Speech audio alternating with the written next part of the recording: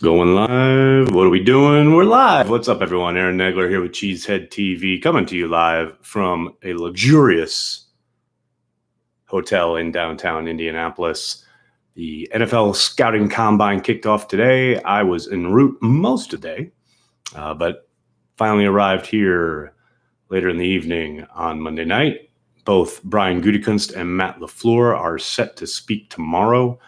I put a call out for questions for them for our Patreon members. If you are a Patreon member and you haven't chimed in yet, make sure you go over to our Patreon page, patreon.com/cheeseheadtv, and let me know what you would like me to ask Brian Gutekunst and Matt LaFleur. Not that I don't have plenty of my own questions, but we are here. We're devoted to Green Bay Packers fans worldwide. It's what we do. Matt, what's up? Hello to everybody in the comments section. Kevin, how are you? Caden, how are you?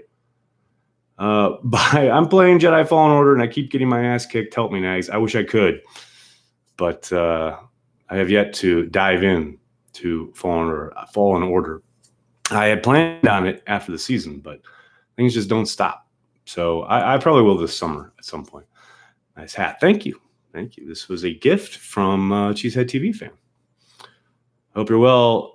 Sick as fuck here. Yeah, Matt, I'm feeling a lot better than I was last week. There's no doubt about that. Still got the cough, still, feeling it a bit, but much better than I had been.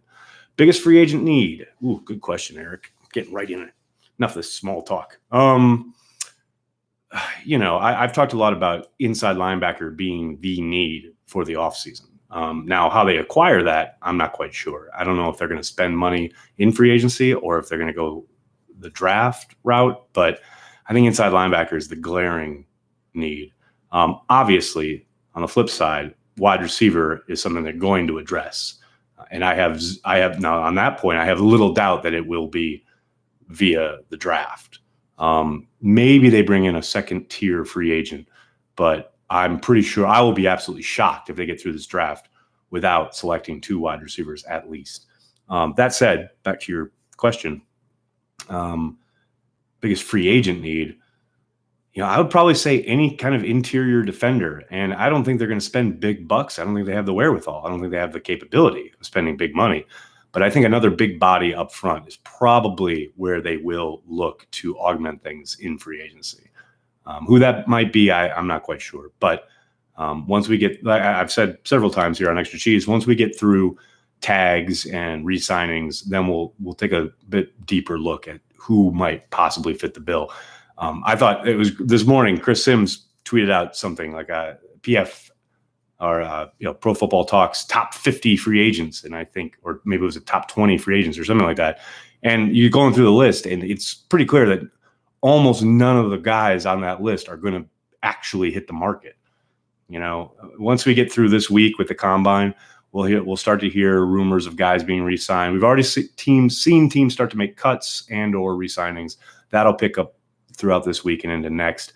And then we'll get it. And once the franchise tags and transition tags start getting placed, I think we'll get a much better sense of who's actually available and who the Packers might be able to target. Saul, thank you for the super chat. You think the Packers will sign a couple players who were cut, like a Snacks Harrison or Taylor Gabriel, who LaFleur is familiar with? I think Snacks is a possibility. I do think, again, he'd have to sit on the market for a while, and I don't think he will. But if he's out there in the second and third wave of free agency, I do not doubt Gutekunst would make the call. Taylor Gabriel is a very interesting proposition because, obviously, as you indicate, LaFleur has experience with him in their time in Atlanta. I'll be very surprised if he doesn't end up actually out in San Francisco with Kyle Shanahan, who obviously was the offensive coordinator of that Atlanta team. But I do think that's a call that Gutekunst has to make if he hasn't already, the moment he was cut, because he would add that kind of dynamic athleticism that really escaped them at the position last year. And I know he was quoted this week when he had his little powwow with the local beat about liking a certain type of wide receiver. He's very much like his predecessors, Ron Wolf and Ted Thompson in that regard. But I mean, if there was a glaring need last year, it was, the idea of having that speedy, shifty, elusive guy who can make trouble for you in space and who isn't this big 6 whatever, 280, whatever, or 280, 240, whatever wide receiver that, is big and go work over the middle in the cold months of Green Bay. Well, that's great. But if they're not a dynamic presence, then what's the point? Well, we'll see. Thoughts on Olivier Vernon if he's cut? Yeah, I saw the report earlier today as I was en route. I was at the old airport. I'd be surprised if the Packers went that direction. I think he will land a pretty hefty payday, and I don't think that'll be in Green Bay, especially after all the money they sunk into pass rushers last offseason and then selected one at 12th overall last year. Yeah, I just don't think they spend money there. Is this rumor about Green Bay hosting the 2022 NFL draft real or question mark? Bruce, 100% real. I stand with Kyle Kuzno, a.k.a. the mayor of Green Bay on Twitter. People, come on. Did you see the Packers' response? Instantly, Jason Wallers, the head of PR, a vice president of communications, if you please, instantly had a rebuttal to it. And then they had another statement. And then Mark Murphy offered input on it. Wes Hodkowitz had to write on a Saturday, and Mark Murphy had a statement. The CEO and president of the Green Bay Packers came out and had to be bothered on a Saturday because of that report. That's people going, okay, the legalese isn't done yet, but it's done. It's going to happen. 2022, book your hotels now. I stand with the mayor. The pants stay off. You know what that means if you're on Twitter. Pants stay off, Nags. Matt knows what's up. Nags, I'm starting my own podcast. Any words of advice? Don't. No, I'm kidding. Just create content as much as you can. And when you are doing it, don't think about the audience. Think about yourself and what you would want to listen to. And eventually you'll find like-minded people. It can be really discouraging at first, but don't worry about that. Just keep making good content and content that you find interesting. And the history of the internet tells you that you will find other people who are interested as well.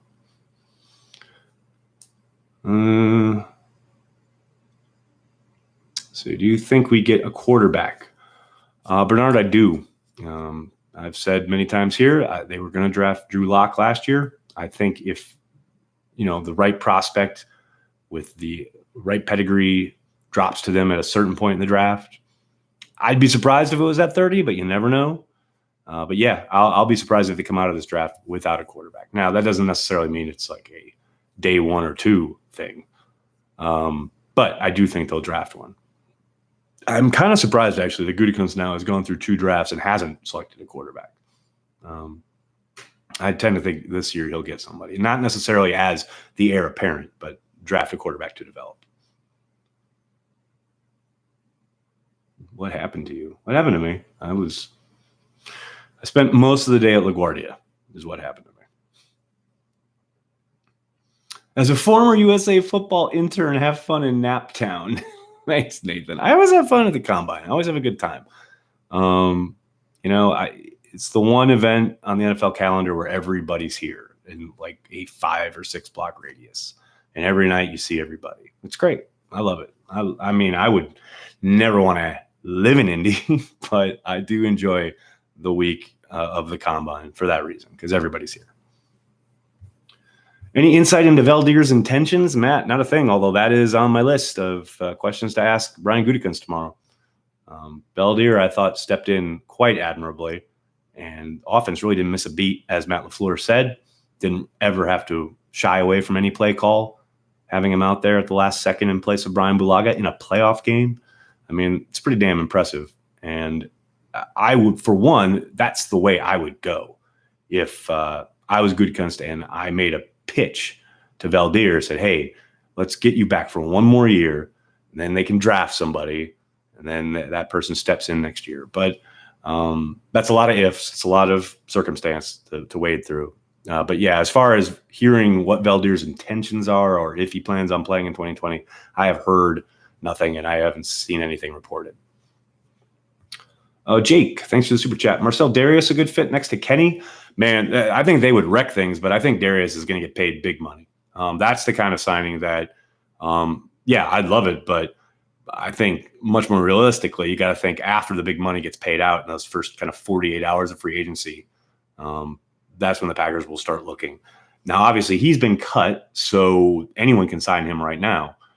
But I don't think the Packers are going to go that route.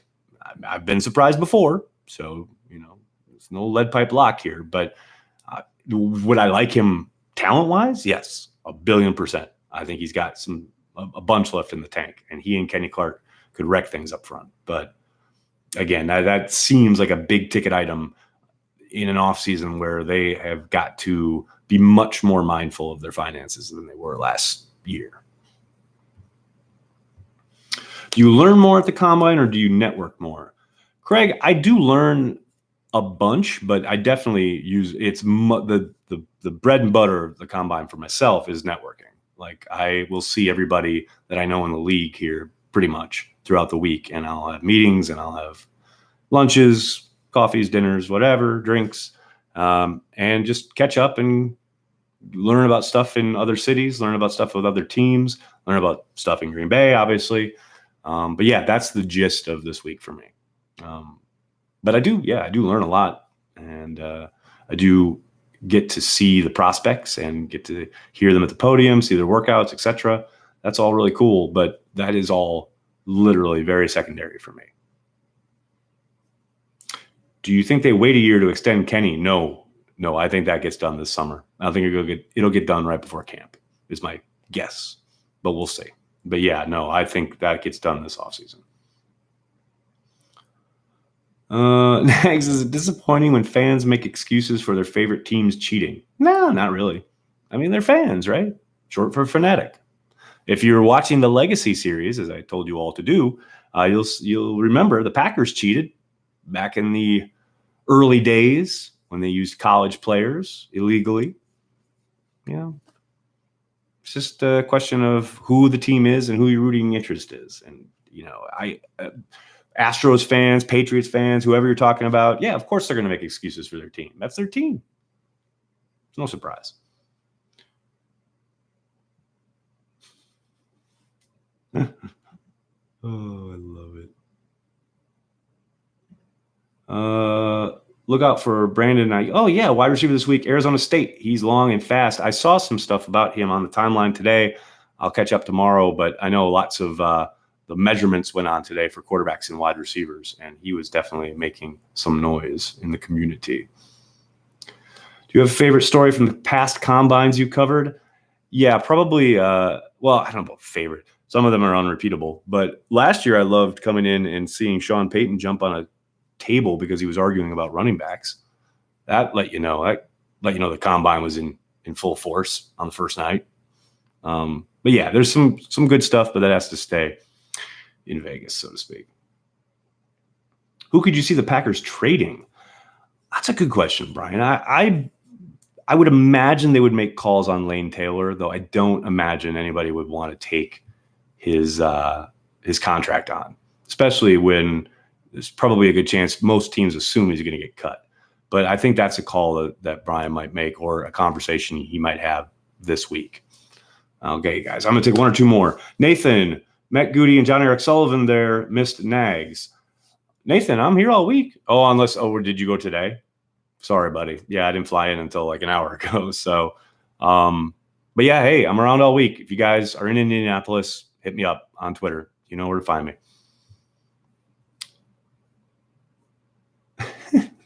I hear you, Dustin.